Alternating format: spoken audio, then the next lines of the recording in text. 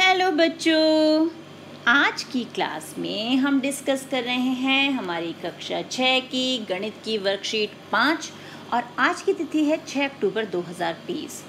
और हम किसके बारे में सीख रहे हैं? हम सीख रहे हैं संख्याओं के बारे में, यानी उनके बारे में जानकारी एकत्रित कर रहे हैं। तो जमा और घटा तो हम लास्ट क्लासेस में सीख चुके हैं। तो आज की क्लास में हम सीख रहे हैं गुणा, यानी संख्याओं को गुणा कैसे करते हैं। अब सबसे पहले यहाँ देखते हैं कि मान लीजिए ये हमारी एक चॉकलेट है, ठीक है। अब उस चॉकलेट को मैं ऐसे रखूँ या उसे हम सीधा इस ढंग से रखें, तो क्या चॉकलेट के जो ब्लॉक्स हैं इनकी संख्या कम हो जाएगी या ज़्यादा हो जाएगी? कुछ चेंज आएगा इसमें? यहाँ पे भी हमारे पास कितने ब्लॉक्स हैं? यहाँ पे भी हमारे पास 15 हैं और यहाँ भी 15 हैं। तो क्या इसमें इनके टोटल गिनती में, कुल में कोई अंतर आया? नहीं। तो यहाँ बेटा हमारे पास 3 तो हैं रोज़, यानी पंक्तियाँ, और 5 हैं हमारे कॉलम्स। तो 3 गुणा 5 करें या हम 5 गुणा 3 करें तो क्या होगा? हमारा जो हल है यहाँ भी 15 मिलेगा और हमें यहाँ भी 15 मिलेगा।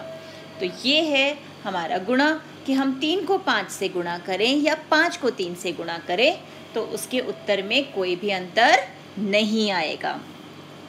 इसी प्रकार 3 गुणा 5 का मतलब है कि 5 को हमने 3 बार जोड़ना है।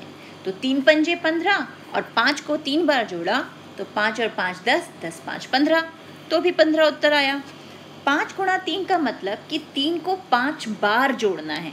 तो 3 3 6, 6 3 9, 9 3 12, 12 3 15, 15 उत्तर आ गया। और 5 दिया भी 15 होता है। तो ये है हमारी गुणा। आप गुणा कहाँ होगी, उसके लिए क्या शब्द प्रयोग हो रहे होंगे, ये हम देखते हैं कि गुणा के लिए शब्दों का कौन कौन सा प्रयोग होता है। बार बार जोड़ना, गुणनफल, से, कितनी बार और गुणा, इन शब्दों का जहाँ प्रयोग होगा इसका मतलब हमें वहाँ पर क्या करना है? गुणा करनी है। अब है गुणन के बारे में कुछ रोचक तथ्य। यदि कोई संख्या 0 से गुणा की जाती है तो गुणनफल हमेशा 0 होता है। जैसे हमने 5 को 0 से गुणा किया तो उत्तर क्या आएगा? 5 0 0। ऐसी छोटी संख्या ही नहीं, बड़ी संख्या अगर हमने 2377 ले लिया और उसे हम 0 से गुणा कर रहे हैं तो उत्तर क्या हो जाएगा? 0। यानी बड़ी से बड़ी संख्या को अगर हमने 0 से गुणा कर दिया तो वो कुछ भी नहीं रहेगी, वो क्या हो जाएगी? 0। अब देखते हैं अगला रोचक तथ्य क्या है। किसी संख्या और 1 का गुणनफल स्वयं संख्या होता है। तो जब आप पहाड़े बोलते हो कैसे बोलते हो? 2 एकम 2, यानी 2 गुणा 1 वापस 2 आ गया। 7 एकम 7, यानी 7 गुणा 1 बराबर 7। 25 एकम 25, यानी 25 गुणा 1 बराबर 25। तो इसका मतलब जब हम किसी संख्या को 1 से गुणा करते हैं तो संख्या खुद वापस आ जाती है, यानी गुणनफल जो होता है वो स्वयं संख्या होती है। इसी प्रकार किसी संख्या को 10, 100 या 1000 आदि से गुणा करने पर हम उतने ही शून्यों के साथ वही संख्या पाते हैं। जैसे 23 गुणा 10, तो 23 हमने लिख दिया और 10 में कितने ज़ीरो हैं? 1 ज़ीरो, 1 ज़ीरो लगा दिया।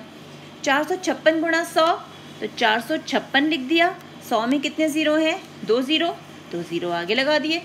इसी प्रकार 738 गुणा 1000, तो 738 और 1000 में कितने ज़ीरो हैं? 3, तो 3 ज़ीरो लगा दिए। ये गुणा तो बहुत ही आसान है ना। 10, 100, 1000, 10,000, यानी जो हमारी इस प्रकार के अंकों से हम जब गुणा करेंगे तो हमें क्या करना है? सिंपली अंक को लिखना है, जो भी हमारी संख्या, और फिर ज़ीरो जितने भी हैं वो उसके आगे लगा देने हैं। अब देखते हैं आगे क्या है। आगे है आओ करें, यानी अब हम प्रश्न हल करते हैं कैसे किया जाए। 123 और 321 का गुणनफल ज्ञात कीजिए। तो शब्द क्या यूज़ हो रहा है? गुणनफल, यानी हमें क्या करना है यहाँ पे? गुणा। तो यहाँ हम क्या करेंगे? हम ये रहा हमारा 123 और ये है 321। अब हम इसे गुणा करेंगे। तो पहला काम, ये जो हमारा 1 है ये इससे भी गुणा होगा, इससे भी गुणा होगा और इससे भी। तो 1 दिया 3, 1 दूनी 2, 1 एकम 1। अब इसका काम खत्म, ये लगा दिया हमने इसके नीचे 0।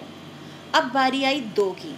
जैसे हमने 1 को 3 से, 2 से 1 से किया था, ऐसे ही अब हम 2 को पहले 3 से गुणा करेंगे, यानी 2 तिया 6। फिर 2 को 2 से गुणा किया, 2 दूनी 4, और फिर 1 से गुणा किया तो 2 एकम 2। अब पहले वाला तो हो ही चुका है, 2 से भी हमने गुणा कर ली, यानी उसके नीचे भी हमने 0 लगा दिया। तो एक तरीके से समझा जाए कि ये खिलाड़ी भी हमारा खेल चुका और ये खिलाड़ी भी खेल चुका। अब किस खिलाड़ी की बारी आ गई? अब बारी आ गई 30, जो हमारा 3 नंबर है, ये खिलाड़ी की बारी आई। अब ये भी खेलेगा, तो 3 तिया 9, 3 दूनी 6 और 3 एकम 3। अब ये हमारे पहले खिलाड़ी के अंक, ये दूसरे खिलाड़ी के अंक और ये तीसरे खिलाड़ी के अंक। तो कुल कितने अंक होगा, यानी हम इन सब को जोड़ देंगे। तो जोड़ के हमें क्या मिला? यहाँ पे 3, ये हो गया 8, ये 4, ये 9 और ये 3। तो हमारे गुणा का उत्तर क्या आया? गुणनफल क्या आ गया? 39,483। क्लियर? कैसे करना है हमें गुणा? अब देखते हैं एक शाब्दिक प्रश्न। अब शाब्दिक प्रश्न में क्या कहा है? एक व्यक्ति का मासिक वेतन 2,625 रुपये है, उसकी वार्षिक आय क्या है? वार्षिक यानी एक वर्ष में वो कितना कमा रहा है। तो मासिक वेतन दिया हुआ यानी एक महीने का वेतन दिया हुआ है, और एक वर्ष में कितने महीने होते हैं? जल्दी बताओ। शाबाश, 12 महीने। तो ये हो गया एक महीने का वेतन, और एक वर्ष में महीनों की संख्या है 12। तो 12 महीनों के वेतन निकालने के लिए हम क्या करेंगे? हम एक से ज़्यादा पे जा रहे हैं, यानी 12 पे जा रहे हैं। तो जब हम एक संख्या से ज़्यादा संख्या पर जाते हैं तो हम क्या करते हैं? गुणा। तो हम यहाँ 2,625 को 12 से गुणा करेंगे। और जैसे भी बताया था, एक एक खिलाड़ी खेलेगा। पहले 2 की बारी, तो 5 के साथ, 2 के साथ, 6 के साथ और फिर 2 के साथ, उसके अंक आ गए ये। फिर 1 की बारी, 1 का ये आ गया, और इन दोनों को हम जोड़ देंगे तो हमारे पास उत्तर आ गया 31,500, यानी व्यक्ति की वार्षिक आय 31,500 रुपये है। तो ये हो गया हमारा शाब्दिक प्रश्न। अब बारी आ गई ब्रेन टीजर की, यानी हमें प्रश्न हल करने हैं। तो सबसे पहले हम यहाँ देखते हैं, ज्ञात कीजिए। तो अब देखो ज़रा, अभी हमने सीखा था किसी संख्या को 0 से गुणा करेंगे तो उत्तर क्या हो जाएगा? 0। शाबाश। उसी प्रकार संख्या को 1 से गुणा करेंगे तो उत्तर क्या आएगा? वही की वही संख्या, यानी ये 8,741 वापस आ जाएगा। और ये जिसमें हम 100 से गुणा करेंगे, 10 से गुणा करेंगे, यहाँ पे क्या करना है? संख्या को लिखा, और 0 कितने हैं यहाँ पर? 2, तो 2 0 लगा दिए। उसी प्रकार यहाँ पर जल्दी बताओ क्या उत्तर आएगा? जल्दी से। शाबाश, पहले 541 लिखेंगे और फिर कितने 0 लगाएंगे? Very good, 3 0। तो ये तो फटाफट हल हो गए। अब अगला प्रश्न देखते हैं। 4,851 और 254 का गुणनफल ज्ञात कीजिए। यानी क्या करना है? हमें इन्हें गुणा करके लिखना है। तो ये रहा हमारा 4,851 और ये रहा 254। तो करें इन्हें गुणा। पहला खिलाड़ी कौन है हमारा? 4। तो 4 एकम 4, 4 पंजे 20, यहाँ 0 दिया, 2 चला गया यहाँ, 4 अट्ठे 32 और 2 34, 4 यानी 3 चला गया यहाँ, 4 चौक 16 और 3 19। तो ये खिलाड़ी की बारी ख़त्म। अब दूसरा खिलाड़ी आ गया 5। 5 एकम 5, 5 पंजे 25, हासिल लगा हमारा 2, 5 अट्ठे 40 और 2 42, फिर यहाँ पे आ गया 4, 5 चौक 20 और 4 24।